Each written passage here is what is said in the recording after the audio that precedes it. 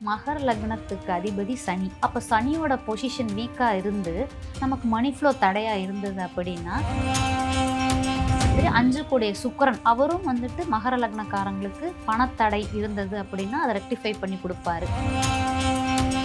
இப்போ நம்ம சனியோட நீல புஷ்பராகம் போடுறோம் அப்படின்னா நம்ம மோதிரமா செஞ்சு கடையில இருந்து வாங்கிடுவோம். வாங்கி உடனே போடாம இரவுல வர சனி குறையா இருக்கிறது விசேஷம். அப்போ நம்ம குலதெய்வ கோயில்ல போயிட்டு இந்த மோதிரத்தை சாமிகிட்ட வச்சு பூஜை பண்ணி 108 முறை சனியோட காயத்ரி மந்திரம் இருக்கும்.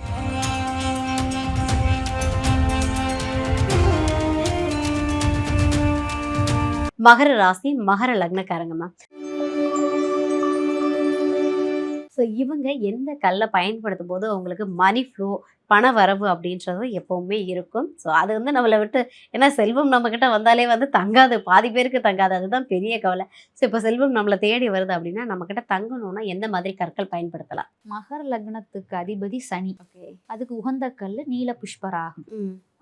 2ஆம் இடத்தை குறிக்கிறது, தனஸ்தானத்தை குறிக்கிறதும் அதே சனி தான். கும்பத்துக்கும் அதிபதி அவரே சனி தான் வருவார். அப்போ சனியோட பொசிஷன் வீக்கா இருந்து நமக்கு மணி ஃப்ளோ தடையா இருந்தது அப்படின்னா நம்ம சனியோட நீலக்கல்ல நடுவரல்ல வலதுகை நடுவரல்ல வெள்ளியில செஞ்சு போட்டுக்கிறது நல்ல பலனா கொடுக்கும். அதே மாதிரி 5 கூடிய சுக்கிரன் அவரும் வந்துட்டு மகர லக்னக்காரங்களுக்கு பணத்தடை இருந்தது அப்படின்னா அதை ரெக்டிஃபை பண்ணி கொடுப்பாரு. இப்போ சுக்கிரனோட வைரக்கல்ல நம்ம மோதிர விரல்ல வெளியில செஞ்சு போட்டுக்கலாம். ஸோ இப்போ நீங்கள் சொல்கிறீங்களா இந்தந்த மாதிரியான கற்கள் வச்ச கல் எந்தெந்த ஃபிங்கர்ஸில் போடணும் அப்படின்னு நம்ம ஸ்ட்ரைட்டாக வாங்கி போட்டுட்டோம் அப்படின்னா அது முழு பலனை கொடுக்குமா, இல்லை அதுக்கு உருவேற்றம் ஏதாவது பண்ணணுமா? இப்போ நம்ம சனியோட நீல புஷ்பராகம் போடுறோம் அப்படின்னா நம்ம மோதிரமா செஞ்சு கடையில இருந்து வாங்கிடுவோம். வாங்கி உடனே போடாம சனிக்கிழமை சனி குறைய இரவுல வர சனி குறையா இருக்கிறது விசேஷம். அப்போ நம்ம குலதெய்வ கோயிலில் போயிட்டு இந்த மோதிரத்தை சாமிகிட்ட வச்சு பூஜை பண்ணி 108 முறை சனியோட காயத்ரி மந்திரம் இருக்கும். ஓம் காகத்வஜாய வித்மகே கட்கஹஸ்தாய தீமகி தன்னோ சனி பிரச்சோதயாத். இந்த மந்திரத்தை 108 முறை கோயிலே உட்கார்ந்து சொல்லிட்டு வலதுகை நடுவரல்ல இந்த மோதிரத்தை போட்டுக்கிறது நல்ல விசேஷமான பலன்களை கொடுக்கும். தொடர்ந்து 48 நாட்கள் இதே மந்திரத்தை சொல்லிட்டே வரும்போது அது ஒரு மேனிஃபெஸ்டேஷன் மாதிரி இருக்கும். அவங்களுக்கு மணி ஃப்ளோ நல்லா இருக்கும். மகர லக்னக்காரங்க அதே மாதிரி சுக்கிரனோட வைரமும் அவங்களுக்கு நல்ல பலன்களை கொடுக்கும். இப்போ வைர மோதிரம் போடுறாங்க அப்படின்னு முடிவு பண்ணிட்டாங்கன்னா குறைஞ்சது 2 சென்ட்லையாவது போடணும். பொதுவாக மற்ற கற்கள் நம்ம சொல்லும்போது 2 கேரட்ல இருக்கணும்னு சொல்லுவோம்.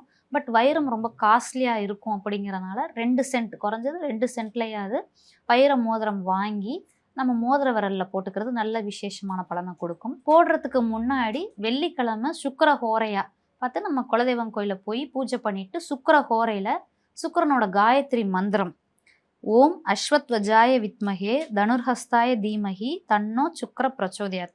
இந்த மந்திரத்தை கோயிலே உட்காந்து ஒரு 108 முறை சொல்லிட்டு கண்டினியூஸாக வீட்லேயும் தினமும் 48 நாள் சொல்லும் போது சுக்கிரன் வீக்காக இருக்கிறதுனால பணத்தடையாக இருந்ததுன்னா இது ரெக்டிஃபை ஆகி நல்ல பலன்களை கொடுக்கும். மகர ராசி மகர லக்ன நேயர்களுக்கு பணவரவுக்கு என்ன பண்ணணும், எந்த மாதிரியான கற்களை எப்படி உருவேற்றம் பண்ணி பயன்படுத்தினாங்கன்னா அதுக்கான முழுமையான பலன் கிடைக்கும்னா ரொம்ப அழகாக ஒரு விஷயத்த சொல்லியிருக்கீங்க. சுப்பமா, இன்னைக்கு மனுஷனுக்கு தேவை அப்படின்னு சொன்னாலே, முக்கியமான தேவை அப்படின்னாலே பணம் தான்.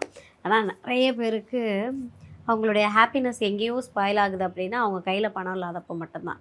ஸோ அப்படி இருக்கும்போது 12 ராசி நேயர்களுக்கும் 12 லக்னத்துக்குமே, ஸோ ராசி லக்னம், ஸோ 12 பேருக்குமே எந்த கற்கள் பயன்படுத்தினா அவங்களுக்கு பணவரவு இருக்கும், மகாலட்சுமி வீட்டில் வாசம் பண்ணுவாங்க அப்படின்றத பற்றி தான் இந்த நேர்காணலில் நம்ம பார்க்க போகிறோம். ஸோ ஃபஸ்ட்டு இந்த கற்கள் இருக்கு இல்லையா, கற்களை பற்றி நம்ம நேயர்களுக்காக, இந்த கற்கள் போடுறதுனால உண்மையாகவே நிறைய விஷயங்கள் நடக்குதா, இல்லை அது ஒரு மாயை தான் அப்படின்ற பார்வையும் நிறைய பேருக்கு இருக்கு. ஸோ இது பற்றி உங்களுடைய கருத்து? ஒவ்வொரு கிரகங்களுக்குமே ஒவ்வொரு கல் உண்டு. ஒவ்வொரு கிரகத்துக்கும் ஒரு நிறம் உண்டு, திசை உண்டு, தானியங்கள் உண்டு, கடவுள் உண்டு. அதே மாதிரி கிரகங்களுக்கும் கற்கள் உண்டு.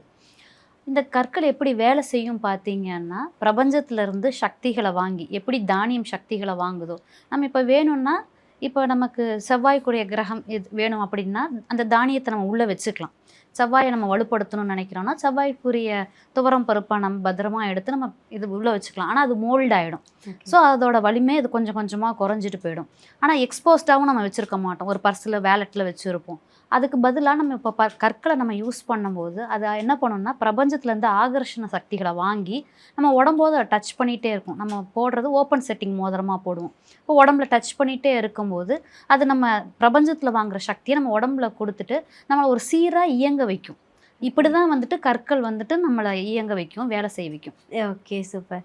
ஸோ இப்போ நம்ம கற்கள் வாங்குகிறோம் அப்படின்னா, ஸோ ஏதோ ஒரு இடத்துல போனோம், அந்த கற்களை வாங்கினோம், அப்படியே நம்ம பயன்படுத்துகிறோம் அப்படின்னு சொல்லிட்டு பயன்படுத்தும் போது அதுக்கான சக்தி நமக்கு முழுமையாக கிடைக்குமா மேம்? எதுவுமே அந்தந்த முறையில் செய்யும் போது தான் வந்துட்டு வேலை செய்யும். அதே மாதிரி தான் இந்த கற்கள் அப்படியே வாங்கும்போது அதில் தோஷம் இருக்கலாம், நிறையா பேர் கைப்பட்டு வந்திருக்கலாம், நெகட்டிவ் எனர்ஜி இருக்கலாம், பாசிட்டிவ் எனர்ஜி இருக்கலாம், எப்படி வேணாலும் இருக்கலாம்.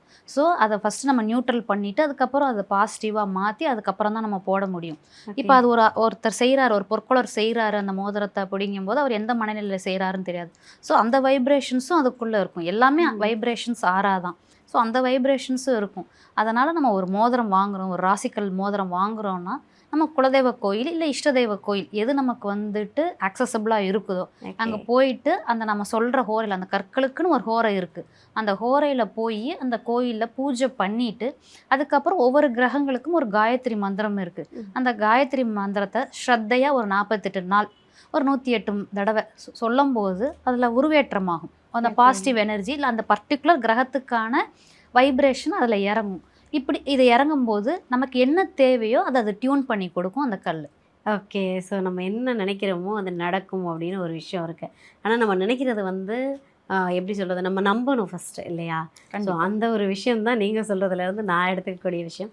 எதுவுமே அந்தந்த முறையில் செய்யும் போது தான் வந்துட்டு வேலை செய்யும்.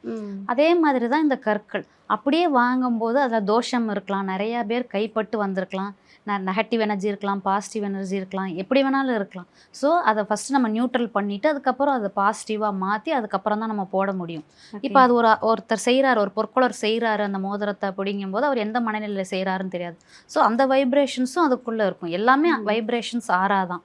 எது ஒன்றுமே வந்து முழுமையாக நம்பி பண்ணும்போது அது கண்டிப்பாக 100% நமக்கு கை கொடுக்கும்.